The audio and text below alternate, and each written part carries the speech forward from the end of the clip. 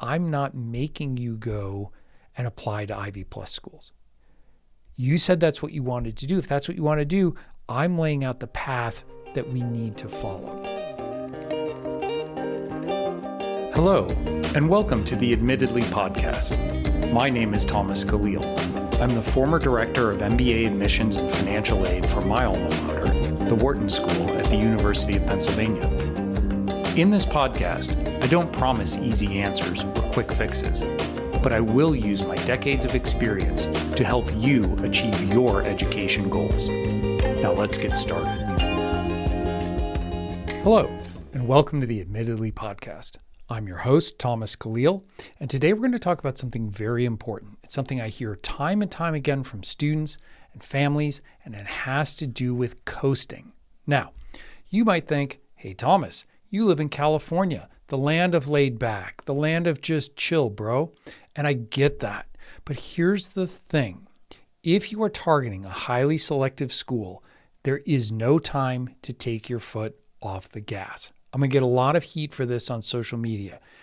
Follow us at AdmittedlyCo on Instagram and TikTok to watch the fireworks. But here's the thing. Applying to highly selective schools is a choice. It is a decision that you make. And when you decide to pursue that path, you have to realize the competitive set you're putting yourself into, right? If somebody said, I want to play professional sports, or I want to go to the Olympics. And you said, great, what's your training like? And they said, well, I train pretty hard. I'm going to take like 3 weeks this summer and just go travel. And then I think I'm going to kind of, do a couple other things. And, I'll get back to training at some point, right? You know that they're not going to make it. Anything competitive jobs, special forces, professional sports, professional music, professional art, theater. Those people work relentlessly to hone and refine and excel their craft. And that's really important because what does this mean? It does not mean you need to be a grind. It does not mean that you don't get time to enjoy and, as people love to yell at me on the internet, be a kid. But this is critically important. You cannot just step back and let things develop. You have to have a plan. But not only do you have to have a plan, you have to remain engaged. I can't tell you how many times I'm talking to students and I'll say, well, what'd you do freshman summer? We took a trip and then, I don't know, I went to camp for a week, this summer camp. And then, just kind of hung out with my friends. I'm like, okay, great. That sounds like a really fun summer. And they're like, yeah, it was. I was like, all right, well, I don't know that we're going to be able to overcome that for highly selective admissions. And the reason for that is that these schools are looking for individuals who are focused, who are dedicated, who are excited about what they're doing, right? And they want them doing things where they are just relentless about it. They want to be involved. They want to try things. They want to do things. They want to be always in motion. Same thing goes with academics. You can't just coast on academics. You can't just decide, you know what, I'm going to take a little break and see what happens. I'm going to change my academic schedule and just back off honors classes. I don't want to I had a student reach out to me today on TikTok saying, yeah, I know I'm supposed to take AP Lang next year, but I think I'm going to just replace it with a general art class because I've got some other hard classes and that seems scary to me. And, I get it, right? I get that high school can be overwhelming. It can be stressful. And there's a whole conversation around mental health and mental well-being in high school. And my goal here is not to push you to failure. My goal is to say to you, look, we need to make thoughtful, intentional choices about what we want to do. You want to go Ivy Plus, you want to get into Stanford, you want to get into Vanderbilt, you want to get into MIT, great. Here's the competitive set. I'm not telling you that is the be all and end all. I'm not telling you that is your ultimate goal in life. But what I am telling you is that if you want to be competitive, here's where we have to be. Now, we can help you get there, right? I can certainly give you advice on how to get there, but you need to get there yourself. And one of the things I've talked about on previous podcasts is that there's nowhere to hide in an application, right? Admissions officers can see if you have coasted. Admissions officers can see if you've backed off intensity.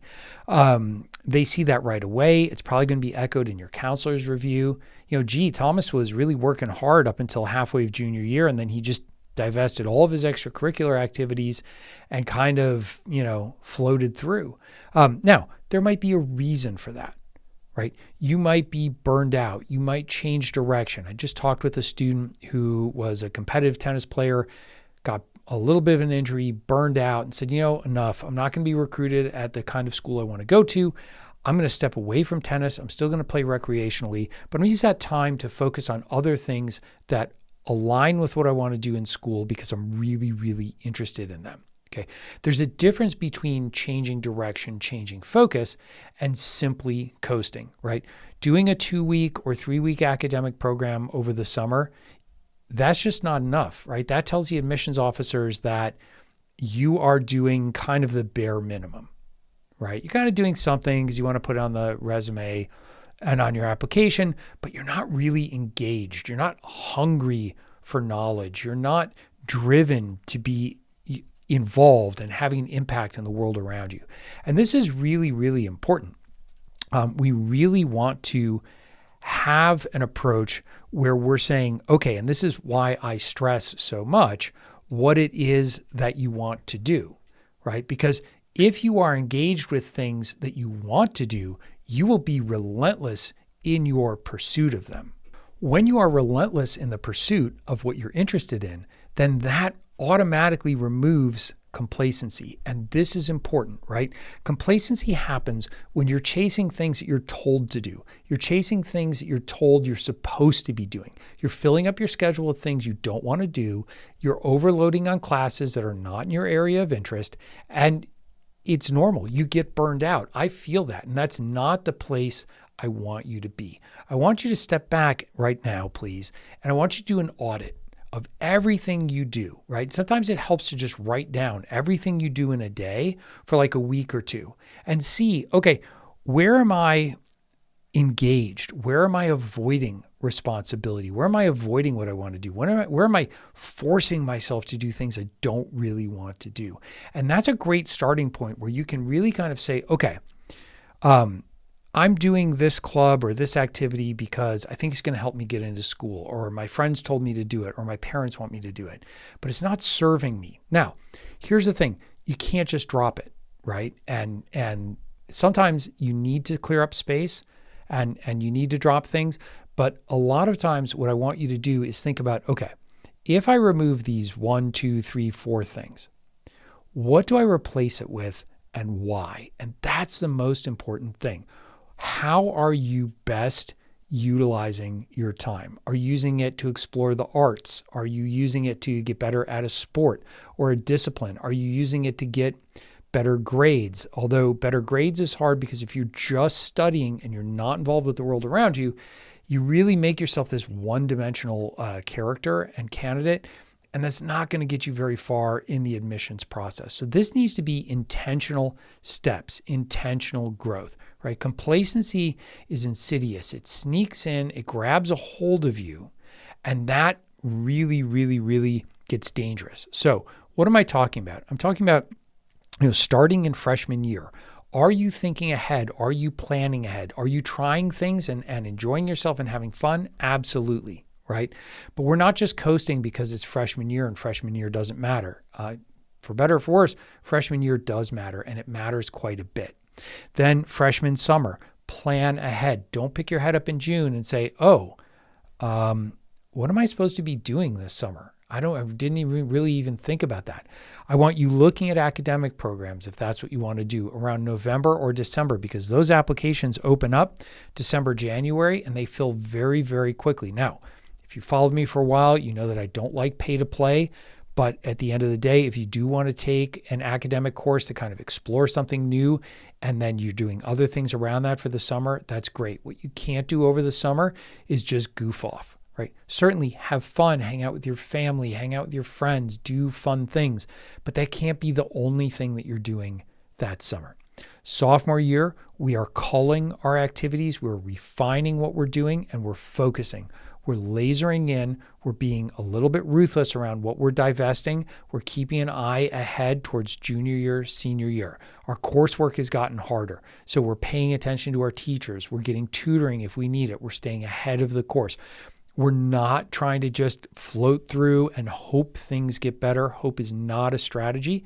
And I can't tell you how many students I've seen blow themselves up because they kind of got burned out or they didn't pay attention for a little bit in a semester. And boom, the next thing you know, they've got B's and they're not recovering from that. Sophomore year, depending where you are, you might want to start lightly studying for the SAT and ACT, or at the very least the PSAT. Same thing, December, we're starting to plan for the summer. We're getting ahead of things. We're looking at internships, research, volunteering, all the things, work, whatever it is that you need to do or want to do over the summer. But we're having a very full summer because sophomore summer is really where you start to dial in and refine so that as you head into junior year where the academics are just punishing, right? We have a well-balanced extracurricular portfolio because we've been very, very disciplined about removing the things that do not serve us. We have a few activities that we love to do. We can't wait to get to them.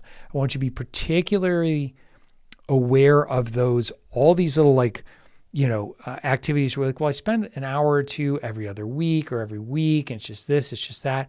Those are low simmer activities. And, they can be great, but they can also chew up your time. And so I want you to be very, very aware of your time. I want to make sure you have time to stay balanced and healthy, but I also want to make sure that you're spending your time on things that serve you and help you progress to where you want to be. And where you want to be is something you should always be checking in on. This is where, this is where I think I want to go to school. This is what I think I want to study. Not that we're trying to grab onto you for that, but you do need a direction. If you're trying to sail without a navigation point, you're not going to get to where you want to go. If you look at the Yale essay questions, right? The Yale essay questions are look, one of the Yale essay questions says most students change their major.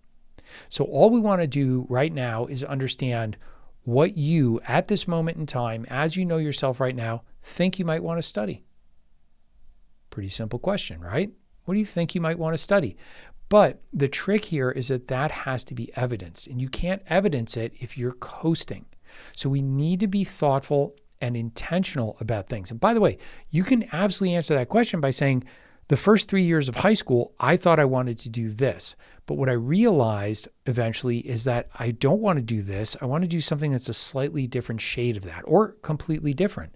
And this is how I came to that realization. And this is how I want to pursue it at your school. So nobody is locking you in, right? But we're also saying you can't just drift through and hope that things work out. I want you to be thoughtful. I want you to be intentional. Do you have questions about this? Do you have questions about how this works for you? Engage with me, please. At AdmittedlyCO on Instagram, on TikTok, we're on YouTube. We are absolutely here to answer your questions. That's what we do. I love doing this. It's what got me into admissions. It's what kept me into admissions, kept me doing admissions for the last 20 years. I know this can be confusing, right? And I know that a lot of times students push back and they're like, I don't know. I'm tired. I don't want to work that hard. I don't, it's just a lot. You're pushing me. And I get that. My answer to them is, okay, but I'm not making you go and apply to Ivy Plus schools. You said that's what you wanted to do. If that's what you want to do, I'm laying out the path that we need to follow to get you there, to make you competitive. If you decide that path is not one that you want to walk, there are so many exceptional education opportunities for you. There are community colleges. There are thousands of colleges and universities in the United States you can choose from. There are trade schools. There are so many options. So what I don't want you to do is walk away from this and say, well, Thomas is saying that I need to destroy my childhood and ruin my high school by being intentional and not coasting for 4 years and just grind it out, because nothing could be further from the truth. Because those are the students that you hear about when people are like, oh, that Thomas, he did everything right and he still didn't get into his top choice school, right? But the phrase everything right is so dangerous, right? Because everything right implies that there is a right way to do this and there isn't. And doing things that you think you have to do leads to burnout, and burnout leads to complacency. And that's where I see students take their foot off the gas and coast because they're just not motivated. They're not into it. They're not fully engaged with their extracurricular activities. They're not fired up about how they're spending their time inside and outside of school. And nobody can push through that consistently all the time, right? You can fake it for a while, but you can't fake it all the way through. And what that does is just adds up. And then you end up being complacent and you're getting a string of bad grades, or you're not engaging in your extracurricular activities. And then you just blend into the background and you're not going to go to the schools that you want to go to. So let me know your thoughts on this. Let me know what you think about complacency. Let me know what's frustrating you about your admissions journey. I look forward to interacting with you at AdmittedlyCo on Instagram and TikTok. Thank you. Thank you for joining us today. Please take a moment to subscribe to the Admittedly podcast and download this episode. I welcome you to share your thoughts and questions with me. You can find us on social media at Admittedly Podcast. I look forward